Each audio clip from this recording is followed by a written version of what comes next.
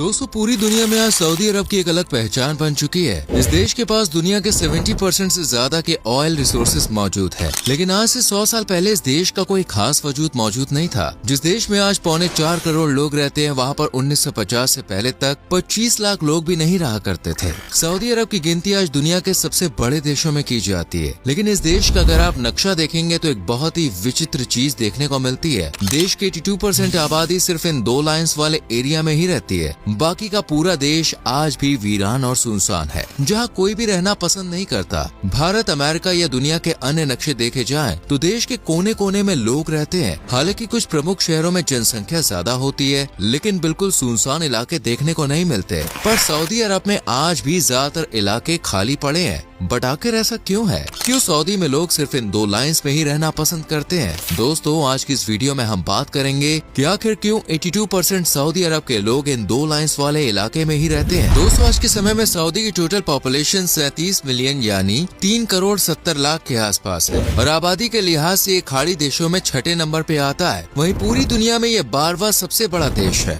Saudi का इतिहास भी काफी रोचक रहा है। आज से 100 साल पहले तक इस देश के पास कुछ भी नहीं था, न ही कोई प्राकृतिक संसाधन थे। चारों ओर बस रेगिस्तान ही रेगिस्तान था। साल 1932 में अब्दुल अजीज ने रियाद शहर की स्थापना की और उसे सऊदी की कैपिटल सिटी डिक्लेयर कर दिया। इससे पहले मक्का, मदीना और जद्दा जैसे शहर भी यहाँ अस्तित्व में थे, लेकिन फिर भी रियाद को राजधानी बनाया गया क्योंकि मक्का और मदीना में नॉन मुस्लिम्स की एंट्री बैन थी और एक राजधानी में दुनिया भर के तमाम नेता, हस्तियां और डिप्लोमेट्स का आना जाना लगा रहता है। इस कारण बहुत सोच समझकर ही रियाद को राजधानी बनाया गया था। दोस्तों आप अगर सऊदी का मैप देखेंगे तो एक बहुत ही अजीब चीज देखने को मिलती है। देश की 80% से ज्यादा आबादी इन 2 लाइन्स वाले एरिया में रहती है। अधिकतर आबादी रेड सी के पास ही रहती है। मक्का, मदीना और जद्दा भी इसी लाइन पर बसे हुए हैं। वहीं दूसरी लाइन सऊदी को 2 पार्ट्स में डिवाइड करती है। ये लाइन रेड सी से पर्शियन गल्फ तक जाती है और यहाँ पर पिछले करीब 60-70 साल पहले ही लोगों ने रहना शुरू किया है। इस लाइन पर रियाद और दमम जैसे शहर बसे हुए हैं। इसके अलावा बाकी जो हिस्सा आपको नजर आ रहा है वहाँ पर है विशाल रेगिस्तान जिसका नाम अल नफूर डेजर्ट है। ये डेजर्ट जॉर्डन के पास मौजूद है। तो वहीं दूसरा रेगिस्तान है रूब अल खाली। ये ओमान और यमन के पास स्थित है और इसे एम्प्टी क्वार्टर के नाम से भी जाना जाता है। जैसा कि नाम से ही पता चल रहा है कि ये जगह पूरी तरह से खाली है। यहाँ पर ना तो कोई रोड है, ना रेलवे, ना ही घर है और शहर और ना ही किसी प्रकार का इंफ्रास्ट्रक्चर। इस जगह पर रहना इंसानों के लिए बहुत मुश्किल है। यहाँ पर आए दिन रेत के तूफान आते रहते हैं। इन तूफानों की रफ्तार दोस्तों बहुत ज्यादा होती है और ऊंचाई 330 मीटर तक होती है। इस रेगिस्तान में गर्मियों के समय तापमान 55 डिग्री से भी ज्यादा पहुंच जाता है, तो वहीं रात के समय तापमान -7 डिग्री तक लुढ़क जाता है। इतने खराब मौसम के कारण यहाँ पर हमेशा से ही ट्रेड करना काफी मुश्किल रहा है। प्राचीन समय में जिन राजाओं और सल्तनतों ने सऊदी पर राज किया, उन्होंने भी रेगिस्तानी इलाके पर ज्यादा गौर नहीं किया। इसकी देख रेख का खर्चा राजा पर भारी पड़ता था, इसलिए ये जगह हमेशा से ही आइसोलेटेड रही है। इस रेगिस्तान को आज के समय में मॉडर्न व्हीकल्स की मदद से फिर भी पार किया जा सकता है, लेकिन पहले के समय में कोई रब अल खली रेगिस्तान को पार करने की हिम्मत नहीं करता था। साल 2018 में सऊदी से ओमान तक एक हाईवे भी बनाया गया था। इससे पहले अगर सऊदी से किसी को ओमान जाना होता था तो यूएई घूमकर ही जाना पड़ता था, लेकिन हाईवे के कारण रास्ता बहुत छोटा हो गया। आने वाले समय में इस इलाके में और भी ज्यादा तरक्की देखने को मिल सकती है, लेकिन सवाल ये आता है कि आज तक इन इलाकों में कोई रहने क्यों नहीं आया, या फिर ये इलाके इतने खाली क्यों हैं? क्यों सिर्फ 2 लाइन पर ही लोगों ने अपना घर बसाना सही समझा?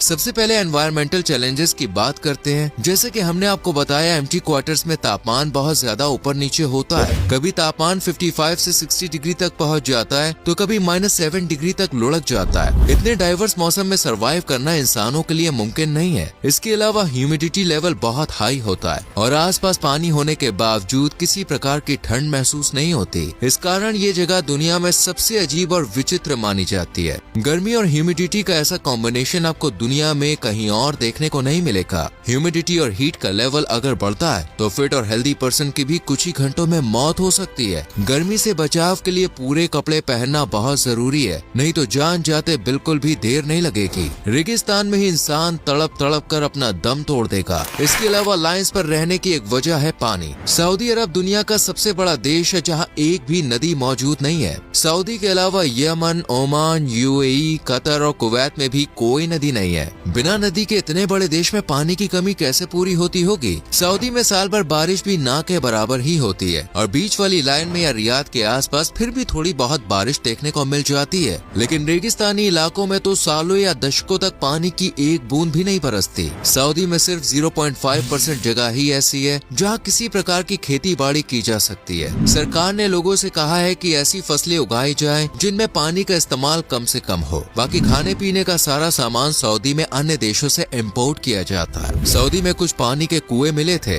लेकिन अनुमान के मुताबिक 2030 तक वो सभी भंडार खाली हो जाएंगे। हालांकि सऊदी इनसे निपटने के लिए पहले ही इंतजाम कर रखे है। सऊदी पिछले कई सालों से समुद्र के पानी को फिल्टर कर इस्तेमाल कर रहा है, जिसके लिए जगह जगह डिसैलिनेशन प्लांट्स भी लगाए गए हैं। ये प्रोसेस थोड़ा महंगा जरूर है, लेकिन सऊदी को इस बात से कोई फर्क नहीं पड़ता क्योंकि उसके पास पैसों की कोई कमी नहीं है। सऊदी के प्रमुख शहरों तक पानी की लाइंस बिछी हुई है। रेगिस्तानी इलाकों में पानी पहुंचना अपने आप में किसी चुनौती से कम नहीं है और ये भी एक कारण है कि लोग इन इलाकों में रहना बिल्कुल भी पसंद नहीं करते। सऊदी के लोगों को एक अच्छी लाइफस्टाइल की आदत पड़ गई है। उन्हें दिन भर एयर कंडीशन रूम में और काम में रहना ही पसंद है। गर्मी से बचने के तमाम इंतजाम शहरों में मौजूद है। वहीं रेगिस्तान में ना तो कोई लाइफस्टाइल है और ना ही करने के लिए कुछ काम, तो ऐसे में भला कौन वहाँ पर रहना पसंद करेगा। सऊदी अरब की गिनती के इम्पोर्टेंट ट्रेड रूट में की जाती है। पहले के समय में ईरान, इराक, भारत और मिस्र जैसे देशों में बड़ी संख्या में सऊदी के जरिए माल की सप्लाई होती थी। सऊदी के कई व्यापारी काफी अमीर भी हुआ करते थे।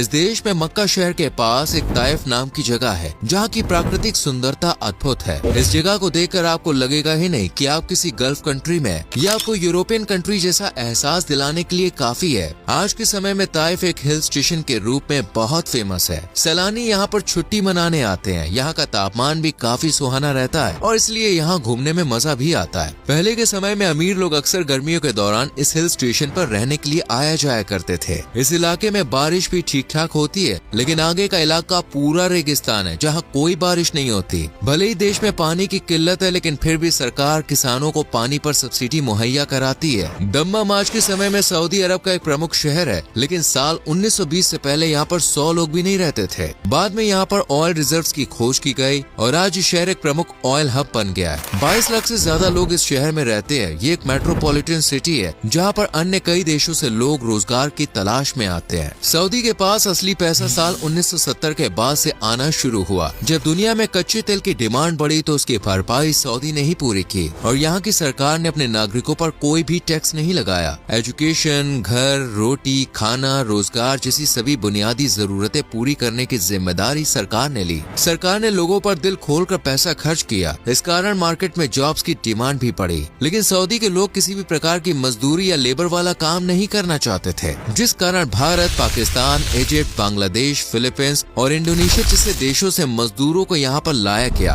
उन्हें मैन्युफैक्चरिंग यूनिट्स, कंस्ट्रक्शन वर्क और ट्रांसपोर्टेशन इंडस्ट्री में लगा दिया गया। आज इस देश के 85% लोग केवल कुछ प्रमुख शहरों में ही रहते हैं। एक समय पर जो शहर बिल्कुल सुनसान और वीरान थे, वहाँ आज लाखों लोग रह रहे हैं। केवल रियाद में ही करीब 80 लाख लोग रहते हैं, तो वहीं जद्दा में 55 लाख से ज्यादा लोग रह रहे हैं। सऊदी में 40% से ज्यादा लोग ऐसे हैं जो दूसरे देशों से आकर यहाँ पर रह रहे हैं। सऊदी को शायद एक लाइन में रहना ही पसंद है। यहाँ पर एक नया शहर बसाया जा रहा है जिसका नाम दिल लाइन होगा। इसे लीनियर प्रोजेक्ट या नियोम प्रोजेक्ट का नाम भी दिया गया है। ये शहर 170 किलोमीटर लंबा होगा, लेकिन इसकी चौड़ाई सिर्फ 200 मीटर होगी। पूरा शहर एक लाइन में बसा हुआ होगा। यहाँ पर करीब 10 लाख लोग रह सकेंगे और कोई भी प्राइवेट व्हीकल इस शहर में अलाउड नहीं होगा। करीब $500 बिलियन की लागत से ये शहर बसाया जा रहा है। यहाँ पर कार्बन एमिशन 0% होगा और ये एक पोल्यूशन फ्री सिटी होगी। लीनियर सिटी में हर जगह आर्टिफिशियल इंटेलिजेंस का इस्तेमाल किया जाएगा। आपकी जरूरत का हर सामान केवल 5 मिनट की दूरी पर उपलब्ध होगा, फिर चाहे वो स्टोर हो, हॉस्पिटल हो, स्कूल हो या फिर जिम जैसी कोई भी जगह हो। यहाँ की सड़कें बिल्कुल भी बिजी नहीं होंगी। शहर को 3 लेयर्स में बनाया जाएगा। इनमें सबसे नीचे वाली लेयर होगी जिसका नाम द स्पाइन लेयर है। यहाँ पर ultra high speed transit train दौड़ेगी। बीच वाली लेयर को सर्विस लेयर के तौर पर बनाया जाएगा। इस जगह पर सारी कमर्शियल एक्टिविटीज होंगी। सारी commercial buildings, office place, shopping malls और अन्य कॉम्प्लेक्स एरिया यहीं पर बनाए जाएंगे। यहाँ सड़कों पर टैक्सी चलती हुई भी नजर आएगी, लेकिन ये टैक्सी पूरी तरह से ड्राइवरलेस होगी।